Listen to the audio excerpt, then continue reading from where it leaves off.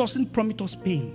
No. In God there are pleasures, fullness of joy and pleasure, not pain. So if there is pain, check. The Lord is saying mature. Change your mindset. It was that moment Anna realized. Anna said, look upon your handmaid and the affliction I am going through. She didn't just speak. She now provoked God. Listen, the way to draw God into your life's pain and the things you are going through, provoke him. You know what? Have you gotten to a place where you say, Lord, I will do this, and God is saying, hey, impossible. You? Okay, let's see. Let us see. Some vow I've made in the past, I wish I can go back and change them. I wish I can go back and change them. Sometimes in the past I said, Lord, any money you give me will be for the gospel. So now every money that comes, he's taking it. Any money that touched me, before I spend one, he has taken. I said, Lord, let me eat first now. He said, but you vowed. So he's saying, will you be a vow keeper or a vow breaker?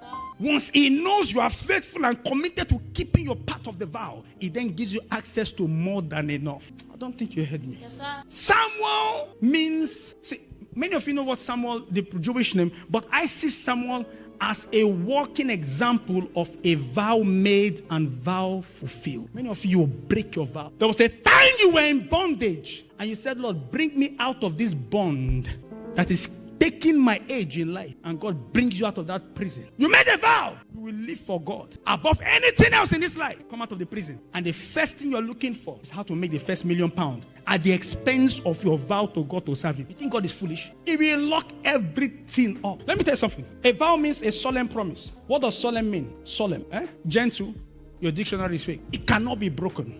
What is solemn? Unbreakable. Now, vow means solemn promise, an unbreakable promise. Now, when you make a vow, it's not your mouth that God holds, it's your soul he holds. So when you vow to God, you have given him your soul in the process. He has charge.